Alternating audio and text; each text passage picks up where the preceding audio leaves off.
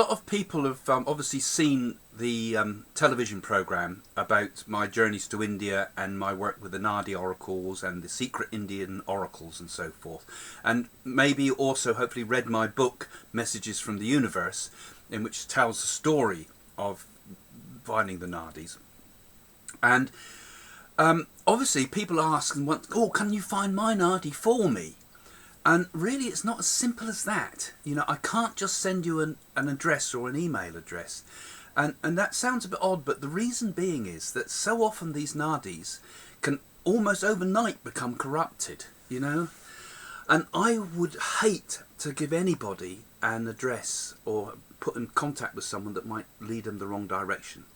And even the really good Naadi readers, sometimes they can get corrupted by this very quickly. There's a lot of money, Western money, in India. They see us as billionaires. Now, that doesn't mean the Naadi oracles and the other oracles that I've spoken about are wrong. It's just that people might misuse them. For example, it's not a form of clairvoyance at all. It's nothing to do with mediumship, psychic, clairvoyance. The readers of a Nadi leaf literally read the leaves. They just read what's written on there. What the genius is the person that put it on there in the first place, the ancient rishis from thousands of years ago with their messages for us in this dark age of Kali Yuga.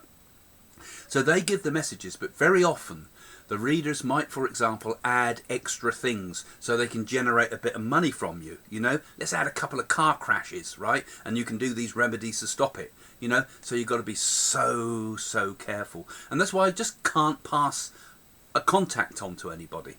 So what I'm doing really is I'm doing it at the moment for friends, close friends and family. And I'm also helping people who are connected with me somehow spiritually. For example, if they're working with me, if you're working with me, for, say, in the foundation and helping to raise money for the poor, and you want to find your part in it, and I'm helping you on a deep spiritual level already, you know, through my workshops perhaps, or whatever comes up in the future, then I'll introduce the Nadi for certain people. And the thing is, you know, you need to go to India with it too, really. It's not just a matter of paying for all the remedies to be done by proxy, although that can be done. You really need to go and do it for yourself. So if I'm putting people onto Naadi readers, it's part of this process of you know, doing it on a deep spiritual level, because well, the Nadis are all about finding enlightenment, really. And the way I do it is through proxy people, so that there's absolutely no way that they could check who you are on the internet. Because when I looked up these things first and found out about them, it was the days before the internet, the days before anybody could look anything up about people. And I found out that these Naadi Oracle readers were able to tell you these incredible things that I've spoken about in my books and things, these amazing things, without any way of finding information about you. No people listening in other rooms and things like that. This is we're talking about mind-boggling stuff here, stuff that can completely transform people's lives. So I have to do it in the right way. So I just can't recommend everybody and anybody to the true Naadi readers, and I can't at the same time point everybody and anybody in the direction of someone that might have been corrupted or might not be quite up to it, you know, because we've seen it happen all the time. So we are monitoring what we do. We are monitoring the Naadi readers we use. We're trying to find Naadi readers that will do it for free.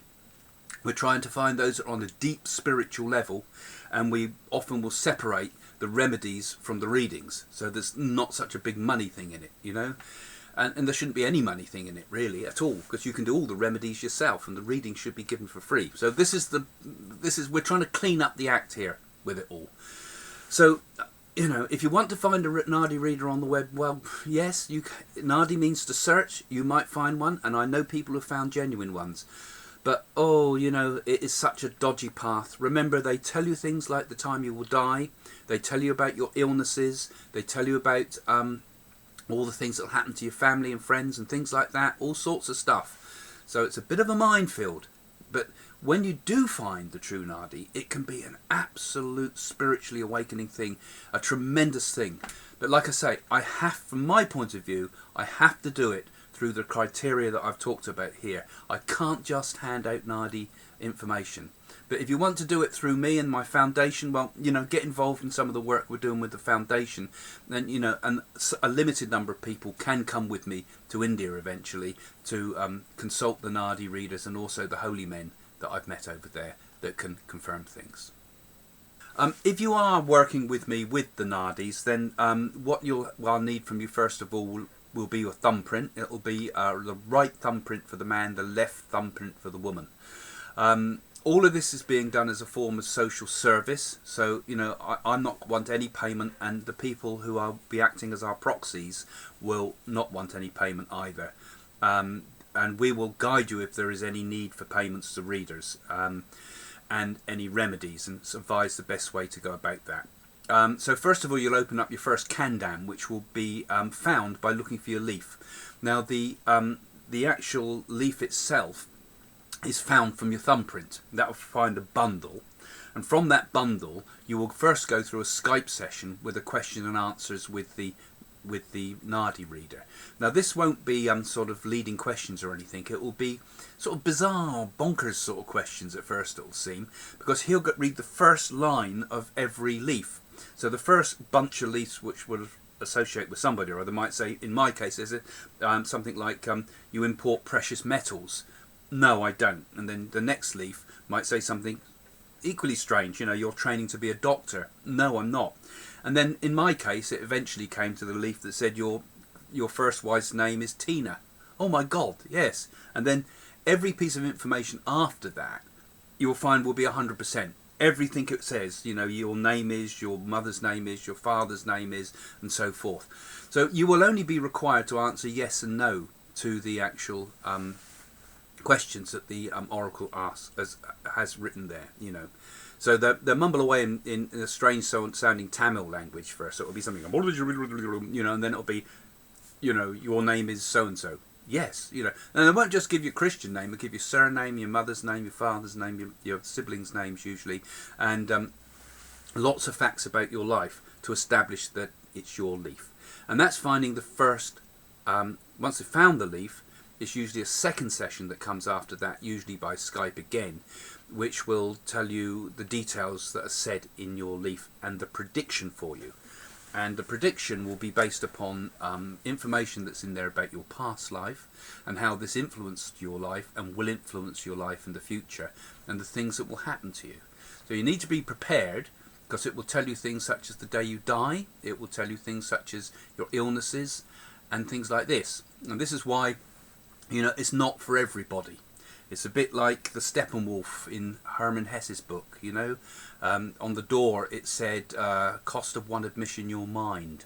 You know, in a way it is, because it's a journey towards enlightenment. So it's not for those people that would be like the same sort of people that might go for a tarot reading to find out about emotional issues and so forth. This really is a life-changing adventure. So you're going to have those stages. You'll have the leaf finding system, which is found from the thumbprint.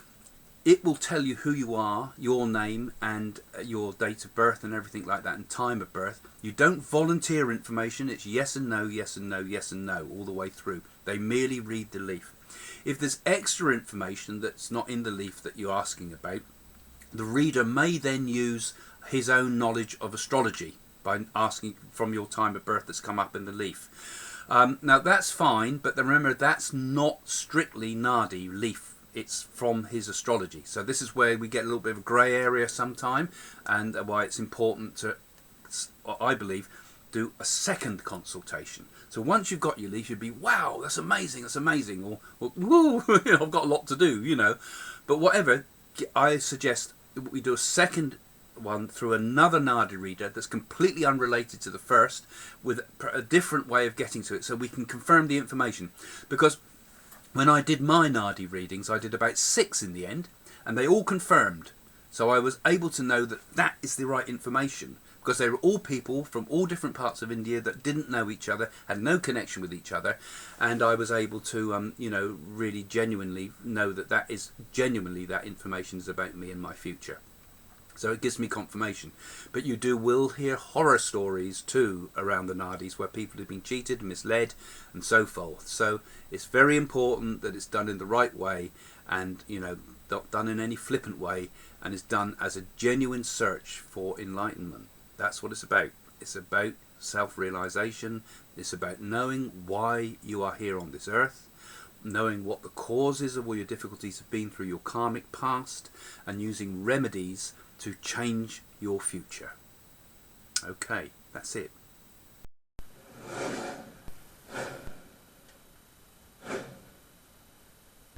Jane and I now do our spiritual work for our foundation. All the profits that come from things like our conferences and theatres and workshops and all those exciting things now go into this foundation, which ultimately has the long-term plan of building centres in the UK and maybe around the world one day. But meanwhile, we've been doing a lot of direct spiritual work with it. We've been going out, feeding people in India, giving to the destitute, giving to beggars. We've helped feed schools, helped orphanages, and we've even given cows to older people that have no other form of income.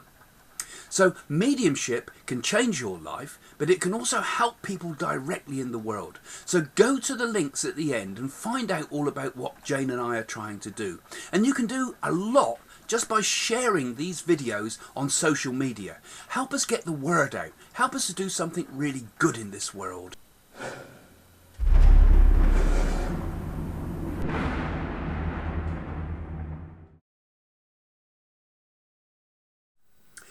Click on this picture of me to subscribe to our channel and see all of our latest videos as soon as they're published. Or click on this next video for more of our stuff.